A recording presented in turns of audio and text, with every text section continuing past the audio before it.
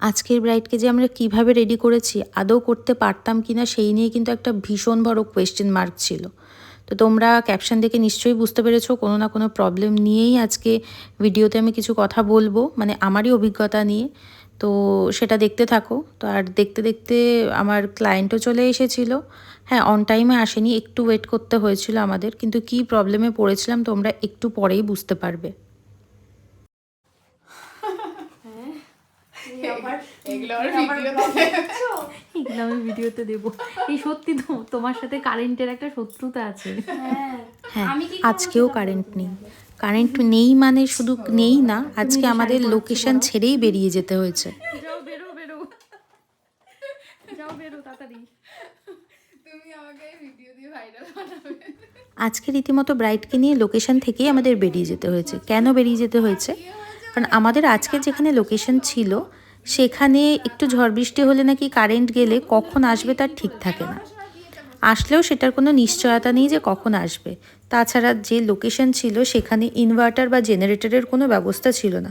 তোমরা স্বাভাবিকভাবেই জানো যে কোনো রকম কোনো মেশিন ওয়ার্ক কিন্তু আমরা কোনো লাইট ছাড়া, লাইট বলছি মানে কোনো রকম কারেন্ট ছাড়া কিন্তু আমরা করতে পারি না। তো তোমরা দেখতে পাচ্ছ যতটুকু টাইম কারেন্ট এসেছিল একটু, তখন মেশিনটা জাস্ট গরম করে ওর ক্রিম্পিংটুকু হয়েছে। তারপরে আমরা ওকে নিয়ে আর ওখানে বসতে পারিনি।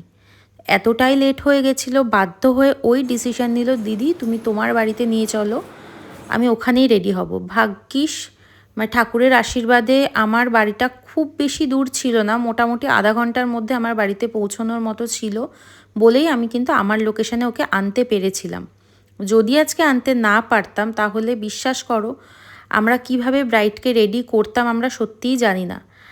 মোটামুটি ওখানে ওর আশেপাশে যে কটা বাড়ি ছিল কোথাওই কোনো ইনভার্টারের কোনো ব্যবস্থা ছিল না বা জেনারেটরের কোনো ব্যবস্থা ছিল না যেখানে আমরা ব্রাইডকে অ্যাটলিস্ট হেয়ারটা করতে পারি, কারণ হেয়ার তো আমরা মেশিন হিট না হলে করতে পারি না।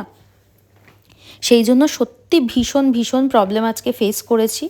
তো ওখানে ইনস্ট্যান্ট ও যদি এই বুদ্ধিটা না বার করতো যে দিদি তোমার বাড়িতে চলো, আমরা কতক্ষণ বসে থাকতাম, কিভাবে বসে থাকতাম, আদৌ ওকে রেডি করতে পারতাম কি না, এটা নিয়ে ভীষণ ভীষণ একটা দ্বন্দ্বের মধ্যেই ছিলাম আমরা প্রত্যেকে। রীতিমতো আমার তো ভয়ে চোখ দিয়ে জল বেরিয়ে গেছিলো যে আদৌ এরকম প্রবলেমে আমি আগে কখনো পড়িনি, আর পড়লেও সেটা সলিউশন কি।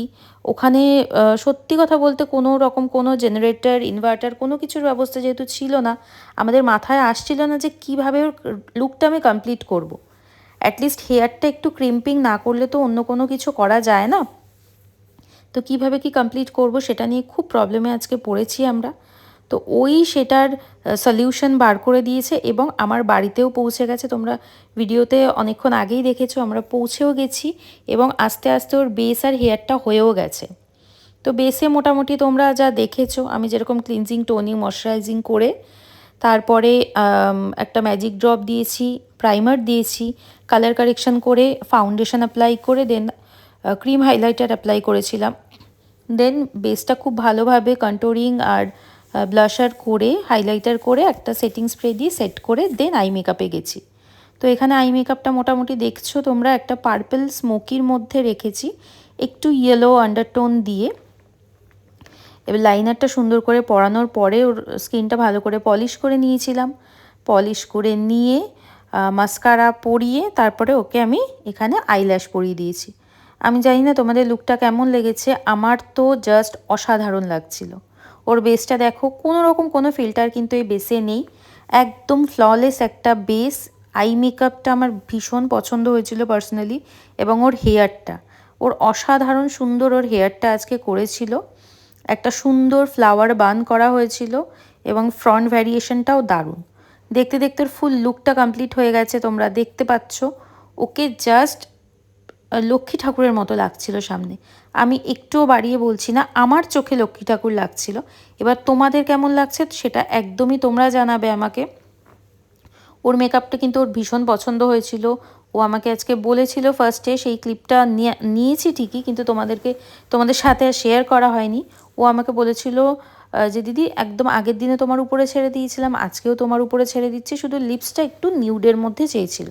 তো ফুল নিউড আমি করিনি, একটু হালকা অম্ব্রে এফেক্ট আমি রেখেছি। আমার মনে হচ্ছিলো আমার চোখে ওটা বেশি সুন্দর লাগছে। তো যেহেতু একটা স্মোকি একটু গর্জিয়াস একটা আই মেকআপ করেছি, সেখানে আমার অমব্রে লিপসটা বেশি ভালো লাগছিল। তোর ফুল লুকটা দেখো, দেখে তোমরা কিন্তু অবশ্যই অন্যান্য ভিডিওতে যেরকম আমাকে ভালোবাসা দাও এটাতেও দিও, নিশ্চয়ই দেবে। আশা করি তোমরা সেই জায়গাটা আমার রাখবে। আর ওর কেমন লাগছে ওর মুখ থেকে একটু শুনে নাও। সাজিয়েছিলাম, তো আগের দিনও আমাকে রিভিউ দিয়েছিল, তোমাদের সাথে শেয়ার করেছি। তো আজকে অদিতি তোমার আজকের এক্সপিরিয়েন্স বলো, কেমন লাগছে? আজকে পুরোপুরি তোমার উপরে ছেড়ে দিয়েছিলাম, জাস্ট দেখে চোখ ফেরাতে পারছি না আমি নিজেই, এতটাই সুন্দর হয়েছে। আগের দিন আর আজকের লুক একদম ডিফারেন্ট, একদম আলাদা, একদমই আলাদা। এরকমই তো চেয়েছিলে যে দুটো খুব একদম সুন্দর। আলাদা যাতে লুক হয়। দুটো যাতে আলাদা হয় সেটাই চেয়েছিলাম, আর সেরকমই হয়েছে, খুব সুন্দর হয়েছে। আর তোমরাও কিন্তু মানে নির্দ্বিধায় পূজাদিকে বুকিং করতে পারো নিজের স্পেশাল ডেটের জন্য। মানে মানে তুলনা হবে না, এত সুন্দর কাজ করে পূজাদি, জাস্ট তুলনা হবে না। দেখলে তোমরা নিজেরা যখন করবে তখন নিজেরাই ফিদা হয়ে যাবে। থ্যাংক ইউ, এত মন থেকে বলেছো তুমি, ভীষণ ভীষণ খুশি হয়েছি। সত্যি তোমাকে ভীষণ মিষ্টি লাগছে গো। একটু আইসটা ডাউন রাখো, একটু ক্লোজ থেকে দেখিয়ে দিই। কোনো ফিল্টার বা কিচ্ছু কিন্তু ভিডিওতে নেই। হেয়ারটাও দেখিয়ে দিই, হেয়ারটাও অপূর্ব হেয়ার করেছে, ভীষণ সুন্দর হেয়ারটা করেছে। ফুল হেয়ারটাও একবার দেখিয়ে দিই, সুন্দর একটা ফ্লাওয়ার বান। ঘুরে দিকে আমি তো